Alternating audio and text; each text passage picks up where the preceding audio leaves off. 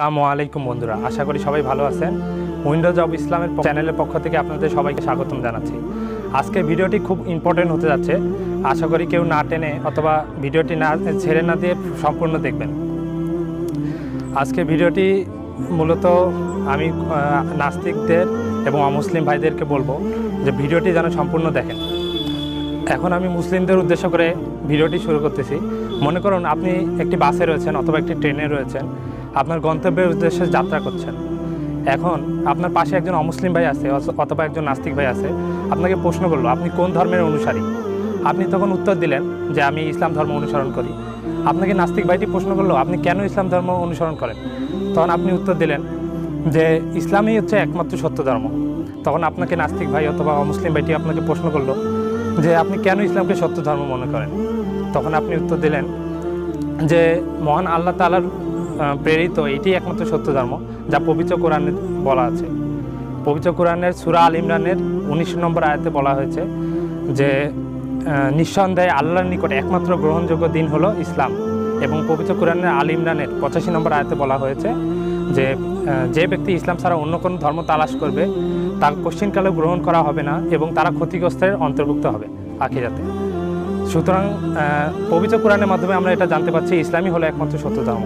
তখন আপনাকে অমুসলিম ভাই প্রশ্ন করলো যে পবিত্র কোরআন যে এই দাবি করছে, আমরা কীভাবে বুঝবো যে পবিত্র কোরআন মহান আল্লাহ তাআলার পক্ষ থেকে এসেছে, এটিতে কোনো মানবরচিত গ্রন্থও হতে পারে। তখন আপনি কি জবাব দেবেন? মোস্ট অফ দ্য কেস এমন প্রশ্নের উত্তর আমাদের বেশিরভাগ মুসলিমেরই জানা নেই যে পবিত্র কোরআন কেন সত্য গ্রন্থ, পবিত্র কোরআন আল্লাহর বাণী কীভাবে হতে পারে। এই বিষয়ে আমি আজকে আলোচনা করার জন্য এসেছি। আমি একে একে সম্পূর্ণভাবে পেশ করব যে পবিত্র কোরআন কীভাবে আল্লাহ তাআলার গ্রন্থ হতে পারে, পবিত্র কোরআন মানবরচিত গ্রন্থ কেন হতে পারে না, সেই প্রমাণগুলোই আমি ধীরে ধীরে পেশ করব। মহান আল্লাহ তাআলা যুগে যুগে প্রত্যেক নবী রাসূলকে পাঠিয়েছেন মানব জাতির হেদায়েতের জন্য। প্রত্যেক নবী রাসূলের সাথে মহান আল্লাহ তাআলা কিছু মুজিজা প্রেরণ করেছে। যেমন উদাহরণস্বরূপ আমি যদি বলতে পারি, দাউদ আলাইহিস সালামকে আল্লাহ তাআলা এমন মুজিজা দিয়েছিল, তিনি যদি কোনো লোহাকে টাচ করতো সেই লোহা গলে যেত এবং তিনি তার মাধ্যমে দা কুড়াল যা কিছু বানাতে পারতেন। হযরত মুসা আলাইহিস সালামকে আল্লাহ তাআলা এমন এক মুজিজা দিয়েছিল, তিনি লাঠি মাটিতে রাখলে সেটাই গাছ হয়ে যেত। তারপর তিনি লাঠি দ্বারা সাপ বানাতে পারতেন। তিনি লাঠি দ্বারা একটি সাগরের মাঝখানে রাস্তা সৃষ্টি করতে পারতেন। হযরত ঈসা আলাইহিস সালামকে কি মুজিজা দেওয়া হচ্ছে সেটা আমরা যদি বিশ্লেষণ করি, ঈসা আলাইহিস সালাম জন্মান্ধ যারা রয়েছেন তাদেরকে জন্মান্ধতা দূর করে দিতে পারতেন খুব সহজেই। তারপর কুষ্ঠরোগীর সমস্যার সমাধান করে দিতে পারতেন, যেটি সে সময় কোনো চিকিৎসা দ্বারাও করা সম্ভব হতো না। তারপর তিনি মৃতকে জীবিত করতে পারতেন আল্লাহর উদ্দেশ্যে।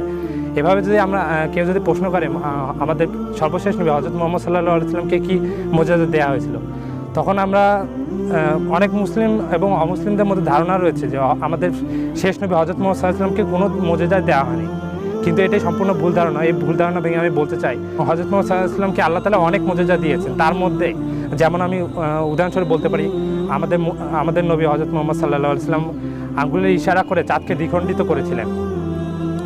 এরূপ কতিপয় মুজিজা রয়েছিল। কিন্তু আমাদের সর্বশেষ নবী হযরত মুহাম্মদ সাল্লাল্লাহু আলাইহি ওয়াসাল্লামকে সর্বশ্রেষ্ঠ যে মুজিজাটি দেওয়া হয়েছিল, সেটি সর্বপ্রধান যে মুজিজাটি দেওয়া ছিল সেটি হচ্ছে আল কোরআন।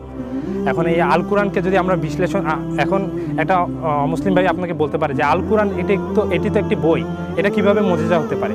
যেমন আমরা ঈসা নবীর মুজিজা এবং মুসা নবীর মুজিজা সরাসরি প্রত্যক্ষ করেছি, কিন্তু এই বইয়ের মাধ্যমে আমরা কীভাবে মুজিজা অনুসন্ধান করতে পারি সেটি প্রমাণ করার জন্য আমি আজকে আপনাদের কাছে উপস্থাপন করব যে আমাদের যে সর্বশেষ গ্রন্থ রয়েছে আল কোরআন, সেটি কীভাবে একটি মুজিজা হতে পারে। এখন আমি আপনাদেরকে বলতেছি যে আল কোরআন শুধুমাত্র একটি মুজিজাই নয়, এটি এমন একটি মুজিজা যেটি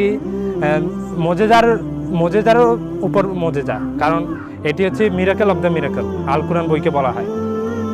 এটিতে কাউন্টলেস এন্ডলেস মিরাকেল রয়েছে, মুজিজা রয়েছে, যেগুলো যেমন এখানে রয়েছে গাণিতিক মুজিজা, এখানে রয়েছে বৈজ্ঞানিক মুজিজা, এখানে আছে ইতিহাসভিত্তিক মুজিজা, ভাষাভিত্তিক মুজিজা, আরও কতিপয় মুজিজা রয়েছে।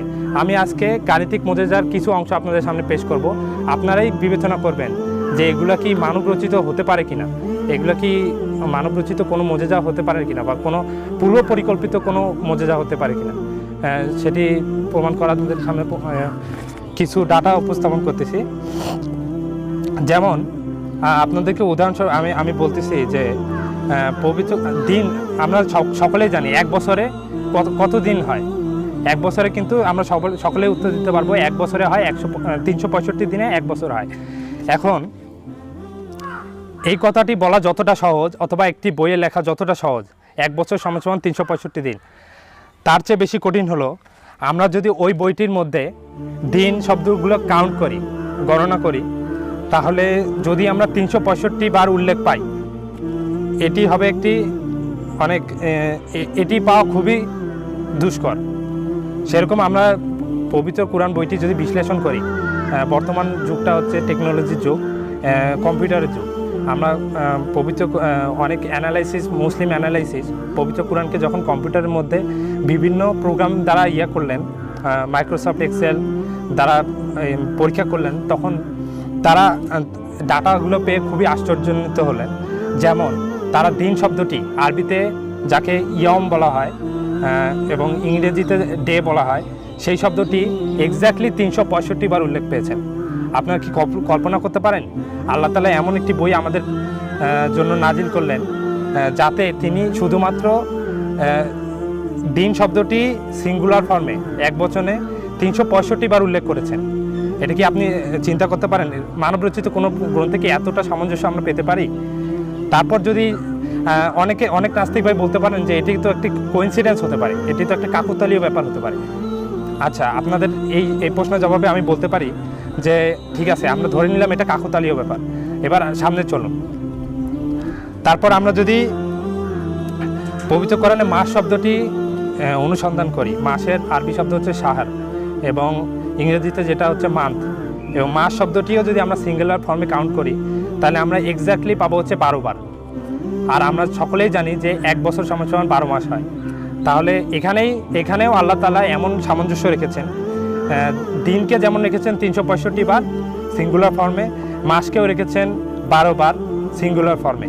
তাহলে এখানে আমরা বুঝতেই পাচ্ছি এটা সম্পূর্ণ পরিকল্পিত। আল্লাহ তাআলা তার সর্বোচ্চ দিয়ে আল্লাহ প্ল্যান মোতাবেক পবিত্র কোরআনে তিনি সামঞ্জস্য রেখে বইটি সৃষ্টি করেছেন।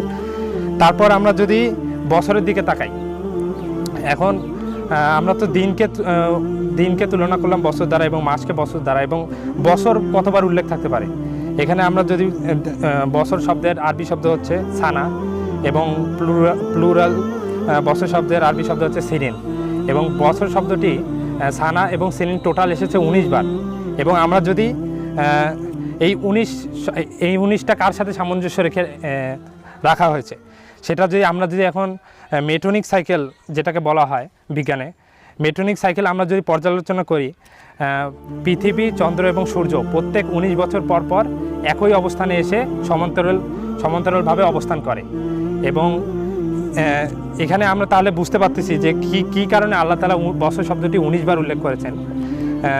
মেট্রনিক সাইকেলে যে 19 বছর পর পর সূর্য, পৃথিবী এবং চন্দ্র একই সমান্তরালে অবস্থান করে, এই জিনিসটার সাথে সামঞ্জস্য রেখে কিন্তু আমরা বছর শব্দটি 19 বার পাচ্ছি। শুধুমাত্র এটাই নয় যে সানা শব্দ যেটা বছর শব্দের সিঙ্গুলার, সেটি উল্লেখ রয়েছে টোটাল 7 বার, এবং সিনিন যেটা প্লুরাল ফর্মে আছে সেটি উল্লেখ রয়েছে 12 বার। এবং আমরা যদি একটি মেট্রনিক সাইকেলকে পর্যবেক্ষণ করি তাহলে আমরা দেখতে পাবো যে সেখানে 7টি লিপ ইয়ার রয়েছে এবং 12টি কমন ইয়ার রয়েছে।